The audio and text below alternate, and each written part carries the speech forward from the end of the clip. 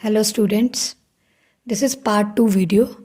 पिछली वीडियो में हमने डिस्कस किए थे 3 स्टेप्स जब कोई पार्टनर नया एडमिट होता है तब। अब नेक्स्ट स्टेप नंबर 4 में हम लोग कवर करेंगे रीवैल्यूएशन अकाउंट।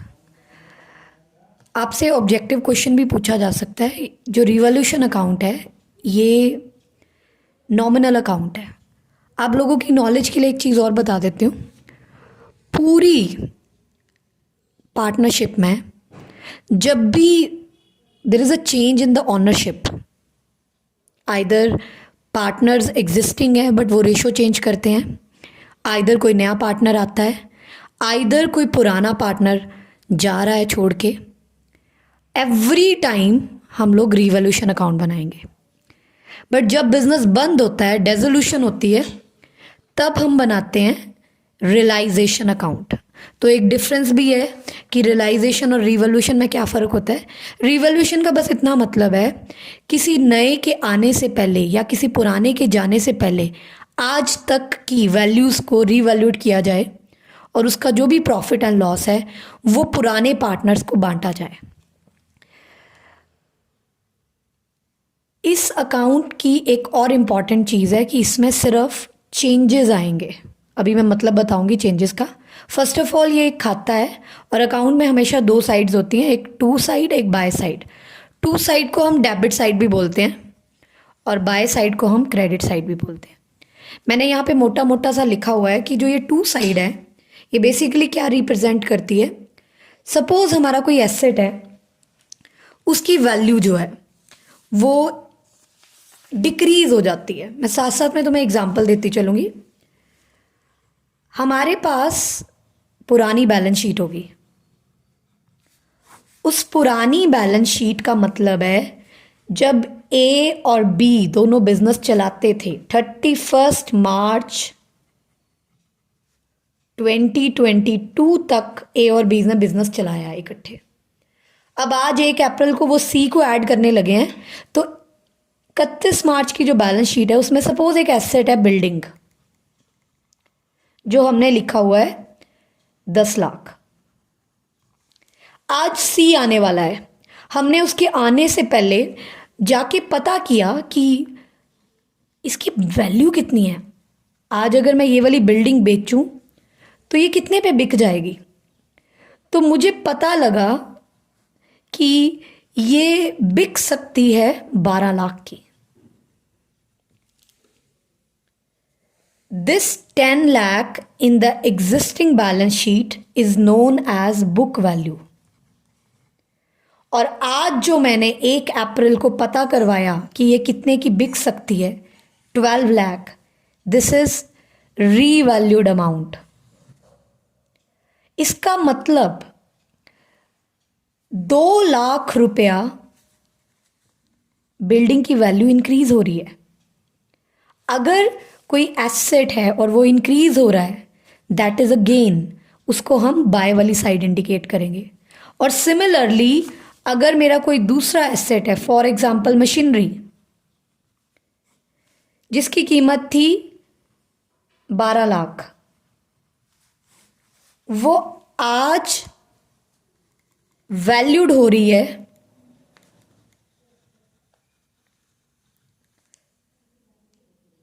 11,60,000 की।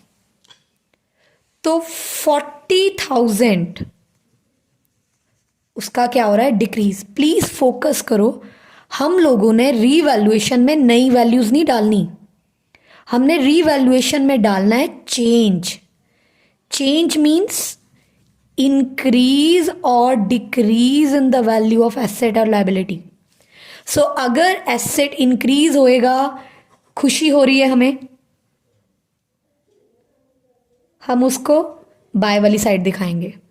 और अगर लायबिलिटी कम हो रही है, वो भी खुशी है, उसको भी बाय वाली साइड दिखाएंगे। बट वेयर एज अगर एसेट कम हो रहा है और लायबिलिटी बढ़ रही है तो हम उसको टू वाली साइड दिखाएंगे, लॉसेस, एक्सपेंस, डेबिट साइड। ठीक है। फर्दर कोई अनरिकॉर्डेड एसेट। अब ये क्या होता है वर्ड अनरिकॉर्डेड एसेट? जैसे हमने अपनी बैलेंस शीट तो बनाई हुई है, पर सपोज कोई ऐसा एसेट है जो हमें रिकॉर्डेड नहीं है, बुक्स में लिखा नहीं है, बट जब हम ढूंढने लगे तो मिल गया हमें। जैसे कई बार हमारे घर में कोई चीज़ पड़ी होती है, हमने उसको नहीं देखा होता है, बड़े टाइम बाद वो मिल जाती है, हम बड़े खुश होते हैं। तो unrecorded asset is equals to increase in asset. ये भी खुशी है, ये भी इधर आएगा, ठीक है। और ये वाली साइड कौन सी है? उदास होने वाली, लाइबिलिटीज। एक और इंपॉर्टेंट चीज मैंने यहां पे लिखी हुई है, बाय गेन और बाय लॉस। गेन ये क्या है? तुम्हें मैं एक एंट्री से इस टॉपिक को समझाऊंगी, गेन और लॉस को, ठीक है। और भी बड़ी इंपॉर्टेंट चीज समझाऊंगी। पहले एक बात देखो, बहुत सारी मिस इंटरप्रिटेशंस लेते हैं हम लोग। मेरी बिल्डिंग है सपोज, वही 10 लाख रुपए वाली ऊपर वाली, और वो बिल्डिंग सोल्ड हो जाती है। वो बिल्डिंग क्या होगी? सोल्ड होगी। कितने पे सोल्ड हुई? 10 लाख पे ही। 10 लाख की बिल्डिंग है, 10 लाख रुपए पे सोल्ड होगी, कोई प्रॉफिट कोई लॉस कुछ नहीं हुआ। हाँ, बट अगर मेरी बिल्डिंग 10 लाख वाली 10,50,000 पे सोल्ड होती है, तो मुझे 50,000 का गेन हो गया या प्रॉफिट हो गया। ये गेन, ये प्रॉफिट रिवैल्यूएशन में जाएगा। अगर कम पे बिकती तो लॉस रिवैल्यूएशन पे जाता। और ज़रूरी नहीं है कि बिके ही, हो सकता है कोई पार्टनर जो है वो टेकन ओवर कर ले, ठीक है। तो एक बड़ी इंपॉर्टेंट चीज़ तुम्हें फोकस करवाऊंगी कि एसेट बिका वो रिवैल्यूएशन, इसको नहीं तुम बोलोगे प्लीज़ कि तुम्हारा 10 लाख का एसेट था बिक गया तो तुम बोलोगे जी रिवैल्यूएशन में 10 लाख की डिक्रीज इन एसेट डाल दो। इसका मतलब तुम्हें आज तक रिवैल्यूएशन क्लियर नहीं है। बिल्डिंग बिक गई, it's not a decrease in the value of building, ठीक है। बिल्डिंग वैल्यू का डिक्रीज इंक्रीज होना मतलब मेरी 10 लाख की चीज़ है वो बैठे बैठे 12 की हो गई, मेरी 12 लाख की चीज़ है वो बैठे बैठे 11,60,000 की हो गई। ये होता है वैल्यू का डिक्रीज इंक्रीज। बिकना इज नॉट डिक्रीज इंक्रीज। बिकते टाइम पे जो प्रॉफिट और गेन होगा वो रिवैल्यूएशन में जाएगा। That is a part of revaluation, ठीक है। देन फर्दर रिवैल्यूएशन का जो भी आंसर आएगा, अगर मेरी क्रेडिट साइड बड़ी है, मेरी ये खुश वाली साइड बड़ी है और ये वाली साइड छोटी है, तो मेरा आंसर इधर लिखा जाएगा। ये प्रॉफिट होगा, इसकी लैंग्वेज होगी ट्रांसफर टू, किसका हक है इस प्रॉफिट पे? ओल्ड पार्टनर्स का, ओल्ड पार्टनर्स का। मैंने हर जगह पे ए और बी का यूज़ किया है ताकि तुम्हें अंडरस्टैंड करने में ईजी लगे, और साथ में ही मैंने वर्ड लिखा हुआ है ए इज करंट अकाउंट। अभी नेक्स्ट स्टेप नंबर 5 में तुम्हें मैं ये क्लियर करूंगी ये कैपिटल अकाउंट और करंट अकाउंट में क्या डिफरेंस है। अगर मेरी 2 वाली साइड का टोटल बड़ा है तो मेरा आंसर आएगा बाय वाली साइड, इट्स अ लॉस। अब रिवैल्यूएशन के रिलेटेड कुछ चीज़ें और मैंने बताई हुई हैं यहाँ पे आपको, कि जो बैलेंस शीट होती है, जो गिवन होती है हमें ए और बी की बैलेंस शीट, इस बैलेंस शीट में जो भी बिल्डिंग है 1 लाख रुपए की, मशीन है 2 लाख की, डेटर है 3 लाख की, इन सबको बुक वैल्यू बोलते हैं। आप लोगों को एडजस्टमेंट में कुछ शब्द लिखे होंगे, जैसे वर्ड यूज़ किया होगा valued at, for, rupees, eight.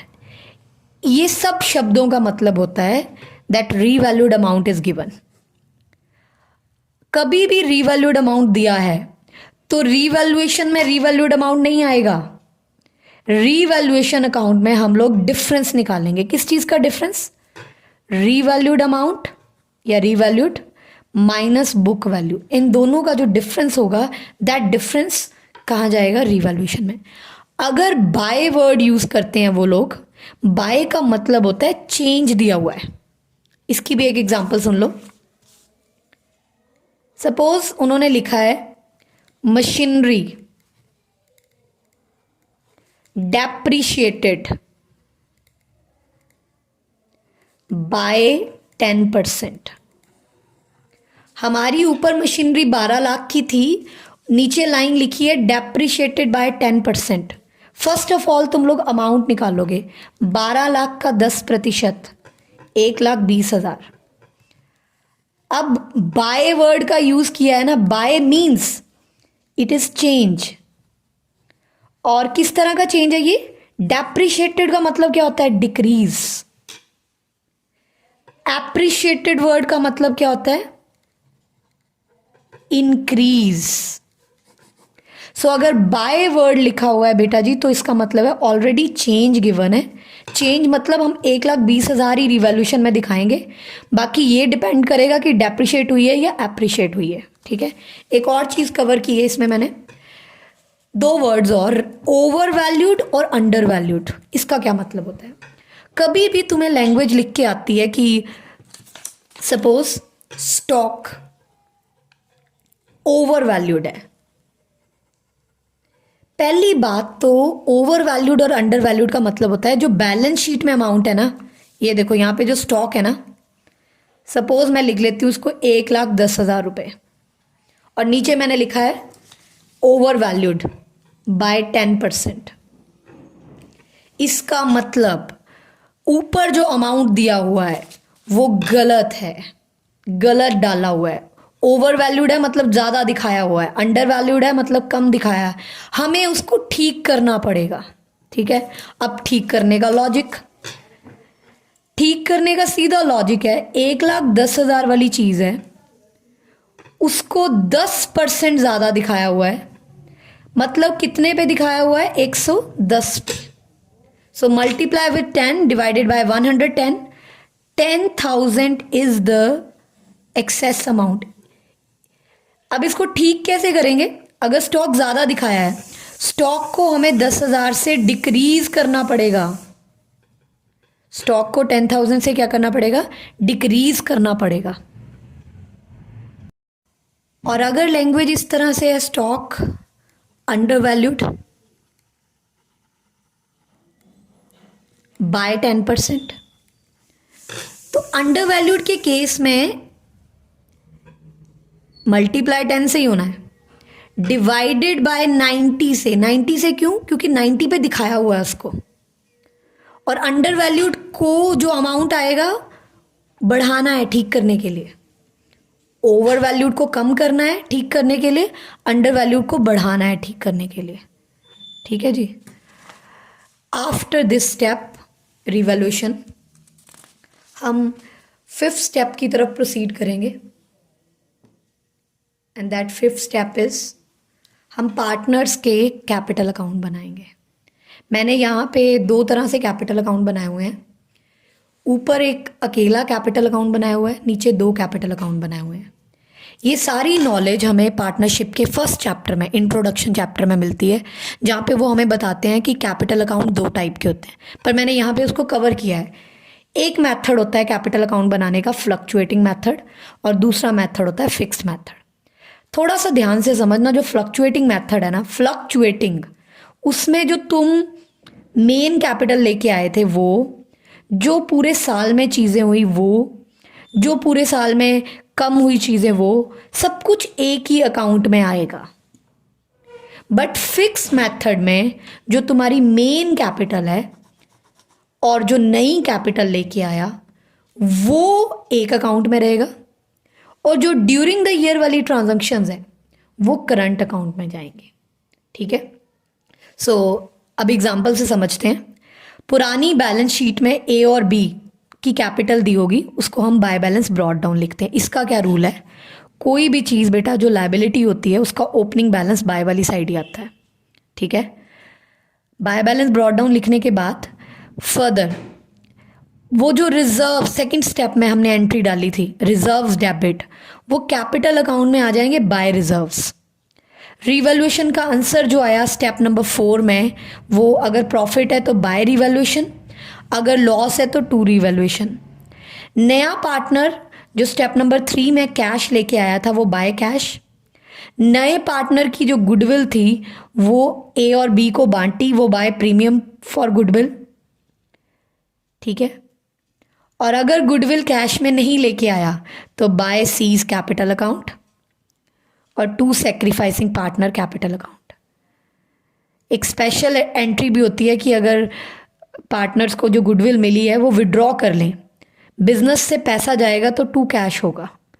ठीक है, ये चीज़ें मैं तुम्हें फिर भी डिटेल में बता दूंगी जब हम प्रैक्टिकल क्वेश्चंस अटेम्प्ट करेंगे। ठीक है, फिलहाल के लिए मैंने जो पिछले स्टेप्स किए हैं वही यहाँ पे इनकॉर्पोरेट किए हैं। एक छोटी सी चीज़ बता देती हूँ, एक रूल। जब भी हम किसी चीज़ का खाता बनाते हैं जिसको तुम लेजर बोलते हो, सपोज जैसे यहाँ तो मैंने इकट्ठे का अकाउंट बना रही हूँ ना, अगर मान लो मैं सिर्फ ए का कैपिटल अकाउंट बनाऊं,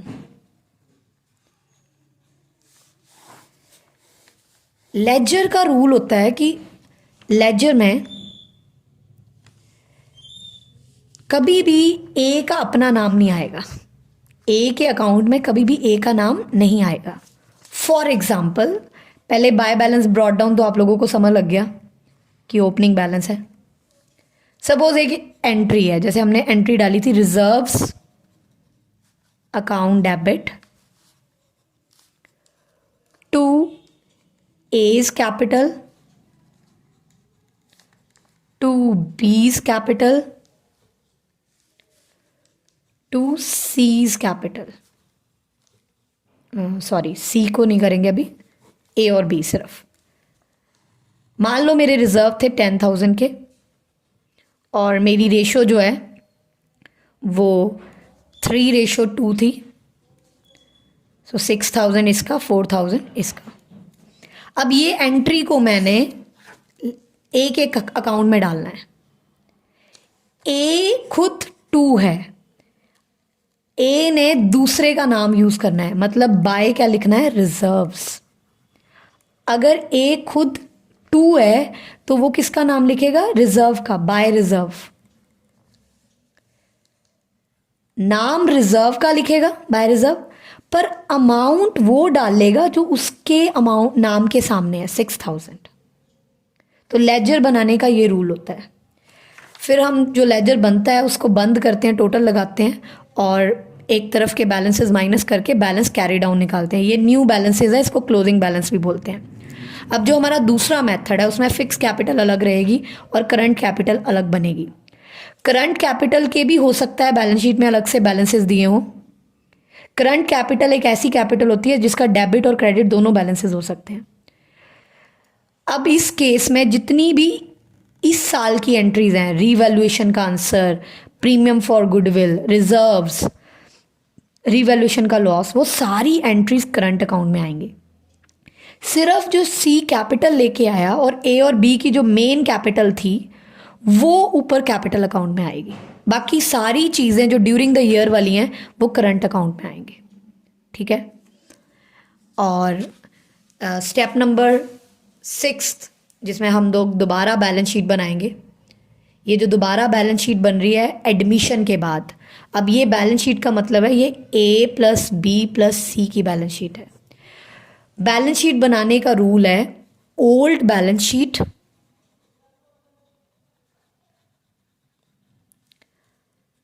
plus revaluation adjustments plus journal entries. जो भी चेंजेस आए हैं पुरानी बैलेंस शीट में वो चेंजेस करके हम नई बैलेंस शीट में डाल देंगे। सबसे पहली बात, अगर हमारा फ्लक्चुएटिंग मेथड है जिसमें सिर्फ एक कैपिटल अकाउंट बनता है, उसमें ए बी सी तीनों के कैपिटल अकाउंट के नए बैलेंसेस आ जाएंगे, जो भी हमने स्टेप नंबर 5 में ये निकाले हैं। देन अगर हमारा दूसरा मेथड है तो पार्टनर कैपिटल अलग आंसर होंगे ए बी सी, और पार्टनर करंट अकाउंट के अलग बैलेंसेस होंगे।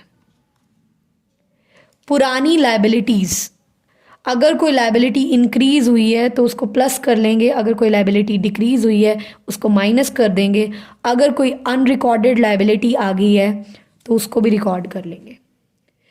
सबसे मेन हमारे पास कैश या बैंक का बैलेंस होगा, ये हम हमेशा ध्यान से कैलकुलेट करेंगे। ओल्ड बैलेंस शीट में जितना भी कैश और बैंक है उसमें जो न्यू पार्टनर कैपिटल लेके आएगा या गुडविल कैश में लेके आया ये सब प्लस होगा। और अगर गुडविल को विड्रॉ किया गया है, बिजनेस में से निकाला गया है, तो वो माइनस होगा। देन हम कैश का न्यू बैलेंस आइडेंटिफाई कर पाएंगे। बाकी जितने भी अदर एसेट्स थे उनका सेम रूल है, अगर एसेट इंक्रीज हुआ है तो प्लस, अगर एसेट डिक्रीज हुआ है तो माइनस, और अगर कोई अनरिकॉर्डेड एसेट आया है तो उसको भी शो करेंगे यहाँ पे। और इस तरह से हम इन 6 स्टेप्स में अपनी एडमिशन ऑफ पार्टनर के सारे टॉपिक को, सारे लॉन्ग क्वेश्चन को सॉल्व कर सकते हैं। नेक्स्ट वीडियो में मैं एक सम ट्राई करूँगी जो आपको डिस्कस करूँगी इन 6 स्टेप्स में कैसे हम सॉल्व करेंगे। ठीक है, थैंक यू।